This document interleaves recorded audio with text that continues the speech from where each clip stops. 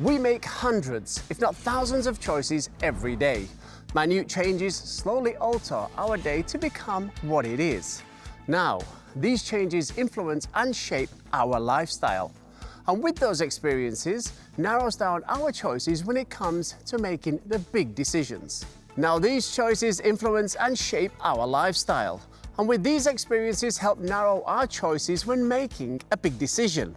And when it comes to the bold choice of your next vehicle, the current scene is unlike any other. With an influx of new brands taking on the existing manufacturers, the choice of what fits your needs has never been easier. Or harder, depending how you look at it. But with greater competition comes greater chance to save at the register. Manufacturers are pulling out all the stops, advancing and developing their cars in every department, while keeping their prices always enticing. So, how do you focus and work throughout the noise and find out what fits you best? Well, over the next 4 episodes, we're going to be talking about value. We'll see how some of the latest vehicles on the market are put together, ticking the boxes to make our experience as the driver just as memorable as the moment we purchase our next car. This is Driving Value.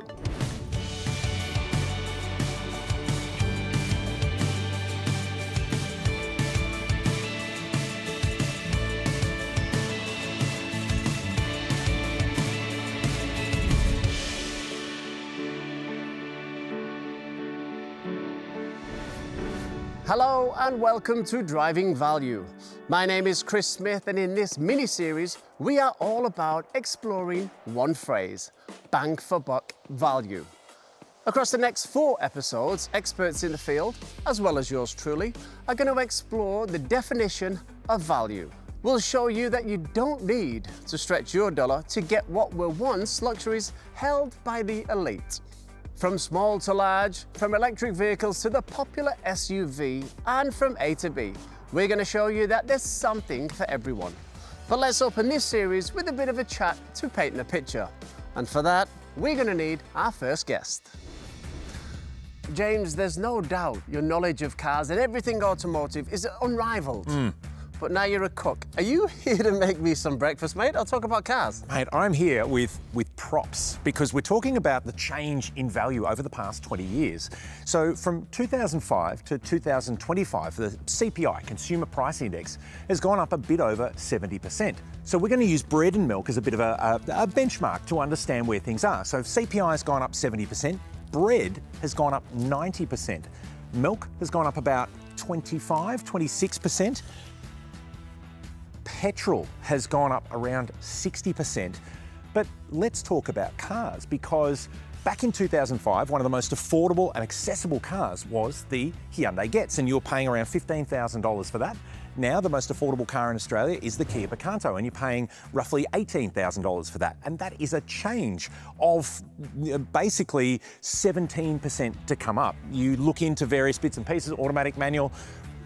Wherever you get to, cars have, yes, become a bit more expensive, but they've become less expensive in context compared to CPI. But when you start to look at the actual cars, it's where you see that value change, because mechanically they're not that different. But when you look at the safety and technology inclusions in them, it is game changing. You've got 2 airbags in the Hyundai, 8 in the Kia. You've got autonomous emergency braking, you've got lane departure warning, you've got Apple CarPlay, we've got an AM/FM radio with a CD player over there in the Hyundai. So we've had a lot of changes in technology, even without changing the mechanical underpinnings in a huge way, particularly with little petrol cars. So mechanically, they're quite similar. Yep. Where have the big changes come in? Yeah, and this is the thing. So in that 20 years, you could be forgiven for thinking we've made massive inroads, but 60 kilowatts, 62 kilowatts. They weigh only 20 odd kilos apart, but you've got 2 airbags in the Hyundai. ABS was an option for $2,500, where the Kia has a stability program, autonomous emergency braking, blind spot detection. You've got all the bells and whistles and sensors and radars. It is a technological breakthrough in terms of value, because this stuff wasn't even available back in 2005, let alone on an entry-level car. Now, the most affordable car in Australia comes loaded with safety technology to make you and other road users, safer. it is there we've seen the biggest growth in value in terms of every single new car. So you're going to say that 2025 is definitely a car buyer's market? It is a car buyer's market, and you are getting the best cars that you've ever had. Now that's no slight on our little friend over here, the Hyundai Getz. There were some good times that happened in those, but you are getting, so much more car for your money. Okay, so before you make me breakfast, which I will take in my dressing room, thank you. Let's talk about the cars that we're going to get through this series, because I'm getting peckish, but I really do want to find out more. Yeah, absolutely. And we have got a range of cars, different segments, different buyer types. Let's get started.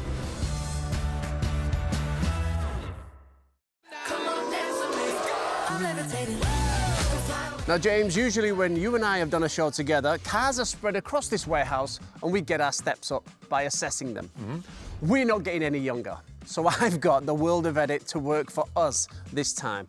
And first cab off the rank, driving value is the MG. What do we know? Right, well, you're right. We don't have to walk around. The cars are right here for us. This is the MG ZS. So this is compact SUV, huge amount of value. Starts for around $25,000. Comes with a 10-year warranty. You can have it as a petrol, you can have it as a hybrid. It is doing very well in market. It's the second highest selling small SUV. This is the kind of car that Australians are looking at for that effortless choice in market. They say, I want something that's going to be reliable. I want something that's got that value of ownership that I can see. It's relatively affordable to buy, comes in nice colours, does all your bits and pieces with CarPlay. You've got safety and driver assistance technology on board as well. It ticks the boxes for a lot of buyers out there. And I think a car like the ZS, which in this second generation has really stepped up, this is it. You've got a solid platform for value for a lot of Australian households. So James, this is one of the cars that excites me throughout the whole series, the MG S5 EV. Tell me more. Mate, new to the Australian market, and this is exactly what a lot of people are looking for. Compact, functional, small SUV size, tick. A lot of features for the money, long warranty, tick. Fully electric with 2 different battery sizes depending on your needs. But it comes with a $40,000 price tag, which makes it highly affordable for a lot of buyers. You no longer need to be shopping in that $60,000+ range to get a usable EV for something that suits a lot of Australian buyer needs. Brands like MG, they are moving so quickly. What you may have thought of them 2-3 years ago, it's completely different now. So yeah, a lot of reason to open your eyes up to some of these new and fast-moving brands, because the product is getting better and better and better. James, here we are in the world of second-hand and certified vehicles, and it's got me confused. It looks new, it smells new, but it isn't new. This is a Volvo XC40. This is the electric one, the Recharge Pure Electric, and it's about 18 months old. And we want to use this as an example to show the value that can come from a certified pre-owned program. So there's a thing called Volvo Select, where they have cars that they choose that are not brand new, but they answer a lot of questions in terms of quality and appearance that they can sell on as a certified pre-owned car. And we'll talk a bit more about that in the series. But while we've got the XC40 here, what a cool little car. This is a multiple-time award winner for Drive Car of the Year awards. Great seats is the thing here. If you want comfy seats, go and sit in a Volvo, because, yeah, unreal. Here we have it, Wardy, the highly anticipated Kia Tasman. They've had big hopes and dreams for this car. Oh mate, there is not a car that has been spoken about more than the Kia Tasman, not just in the drive offices, but around Australia. It's got a uniquely Australian connection, Kia Tasman. So, you know, we sort of feel like it could be our own.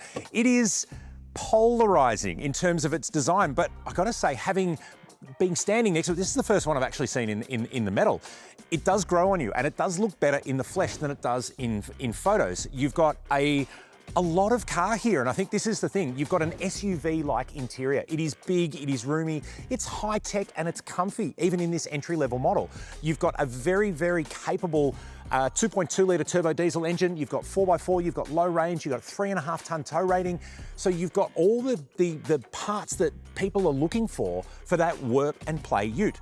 Plus, and this is probably what's going to resonate the most at home, you've got a lot of personalisation through the range. So this big black front of it with the kind of cow pusher lower spoiler here is only on the entry-level model here, and it changes as you move up the range. You get more aggressive bar work, you get side steps, you get these side bits in different colours. So the idea that there is a Tasman to suit you, but you can start here at the bottom of the range is kind of what we like to see. But I'm pretty impressed, gotta say. Here we have it, James, the most affordable new car on the market in Australia right now, the Kia Picanto. We talk about the from price with new cars, where cars are advertised from this price and everything goes up. This is the Australian car market's from car. 18,690 plus on-road costs, the cheapest way to have a new car in Australia. But you get a car. You get a 7-year warranty. You get Apple CarPlay. You get autonomous emergency braking. You get 5 doors. You get a little boot. You've got a really fun, and honestly, with the manual, it is quite a lot of fun to drive around.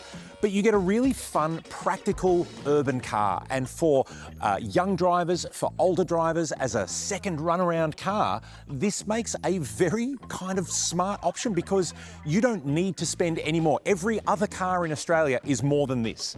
But this is your baseline new car. And I tell you what, you get an awful lot of car for your money. So James, how lucky are we? Not one, but 2 Hyundai Santa Fe's. This is the 2025 Drive Car of the Year, so the ultimate award-winning car that we have new on sale in Australia.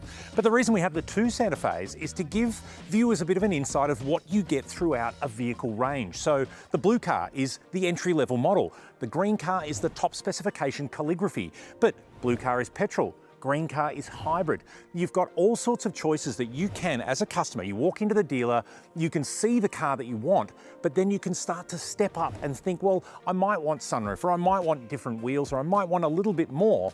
But there's a few surprises that we've got from the Santa Fe's as we go through the series to show just how much car you can get at that entry-level point.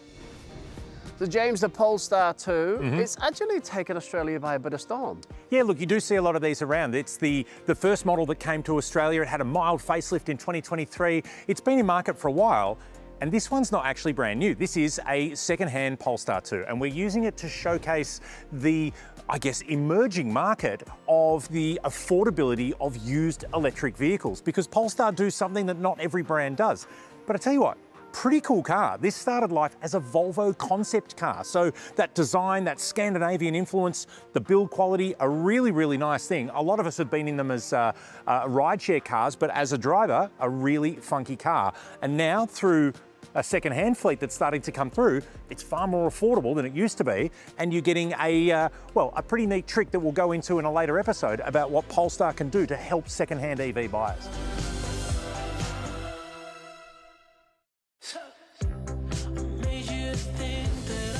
Okay, James, first episode of the first series. Let's talk about the first new car. 2 wonderful Santa Fe's behind us, different models. Yep. Who would be buying them for their first new car, and why? Well, this is it. If you're going to buy your first brand new car, might as well start with something good. This is the 2025 Drive Car of the Year, so it's an award-winning car, so great place to start.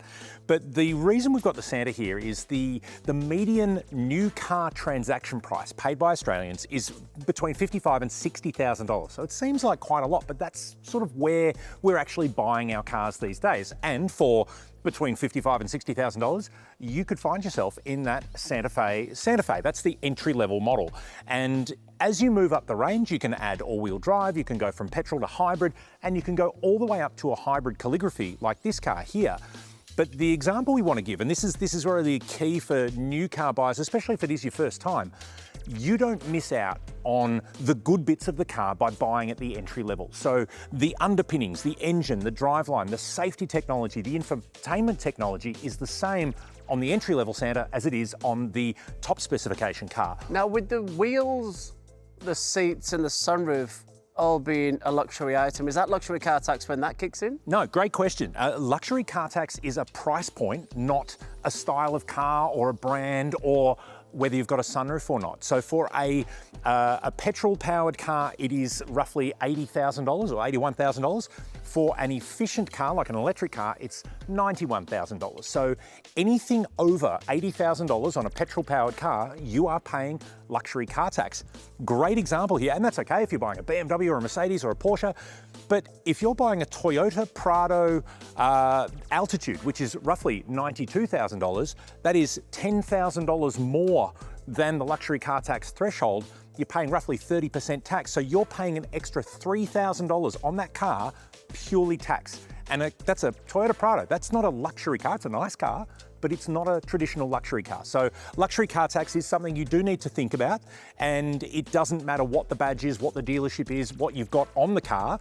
It's the price point and the price point alone. So the James Ward sign-off would be buy with your head, not with your heart. Well, it's a new car. You're going to be excited, so you listen to your heart, absolutely. And yes, it is an emotional day. It can be very, very exciting, but don't get wrapped up in it, because the day you take delivery, that's when the real magic starts. Welcome back to Driving Value, and I'm joined by Bonnie, who's Head of Customer Experience at Ollie, an innovative leasing provider on a mission to simplify the tax-savvy workplace benefit for more Australians. So if you want to get behind the wheel of a new car, an Ollie Novated lease could be for you. Bonnie, thank you so much for joining me today. For those that don't know, can you simplify and break it down? What is novated leasing and how can it benefit Australians? A novated lease is an Australian Tax Office approved way of financing a new car that could deliver significant tax savings. When you use a novated lease, the payment is automatically deducted from your salary every pay, making it easy and simple. Even better, part of the payment is taken from your pre-tax salary, which means you could reduce your taxable salary and means you could potentially save thousands of dollars every single year. Unlike typical car finance, where the payments only cover the car, a novated lease bundles together your car payments, like fuel, registration, servicing, even car washes, simplifying budgeting every month. And can you get a novated lease on any type of car? When you take out a novated lease with Ollie, you can choose any type of car you like, whether it's SUV, sedan, hatchback, four-wheel drive, petrol, diesel, or even an electric car. We're here to help. But novated leasing isn't just for new cars. You could choose a used car too. When it comes to electric cars, you could get even more value with a novated lease, thanks to the government's EV discount, an initiative by the Australian government to make electric vehicles more affordable. The discount means that Ollie can take your whole lease payment from your before-tax salary, meaning more tax-saving opportunities. Can you talk us through the process of getting a novated lease? Firstly, Ollie can find your new car, and thanks to our huge network of trusted partners across Australia, you could get a great deal without needing to negotiate with any car dealerships. 100% online and paper-free, our team sorts out the finance and even the insurance, and will work with your employer to set up the automatic payments. Plus, with a novated lease, there's no upfront deposit, and you could save on the upfront GST as well. Once you've got your new car, it's simple to stay in control of your payments and running costs, managing it through Ollie's online app. Well, Bonnie, thank you so much for your wonderful knowledge. And if you want to know more about a novated lease, why don't you head on over to ollie.com.au to find out more.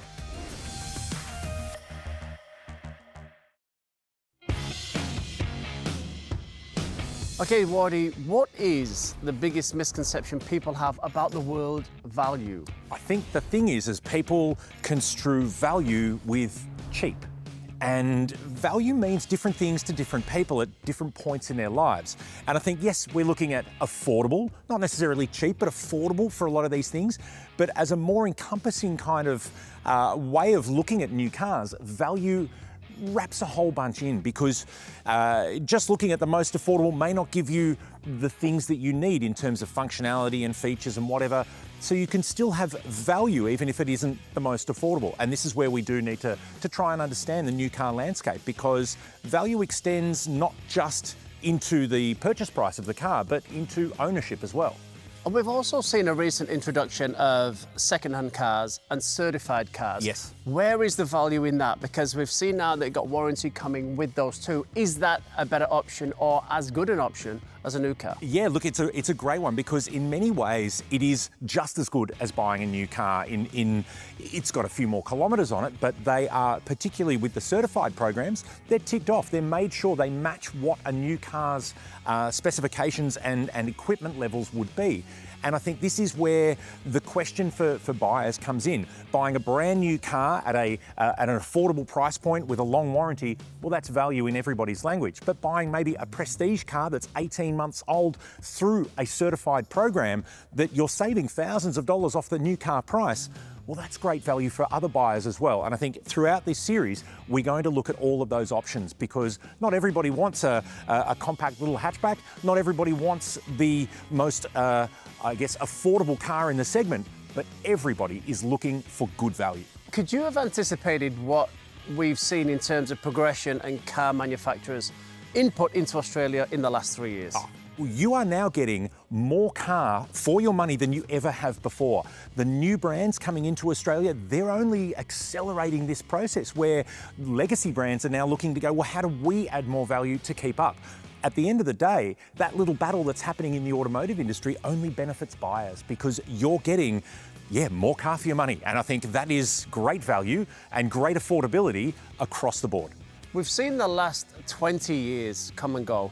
And I'm not going to ask you to predict the next 20 years. That would be basically impossible on the fact of what we've just seen. Flying cars? Give me the next 5 years or even 2 years. Look, do you know what? I think over the next, let's look at the next 5. Some of these new brands will start to bed in. The value equation will continue to work. We're seeing now vehicles launching in market that have well over 1,000 kilometres range between a battery and a petrol engine. You're seeing more of this technology come in, more safety come in at the base level and at the entry level of cars. The next 5 years, I think it's an exciting time.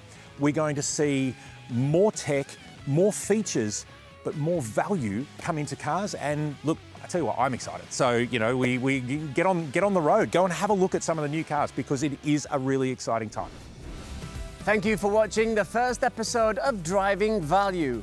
Join us again next week as we dive even deeper into the world of vehicles that are bang for buck.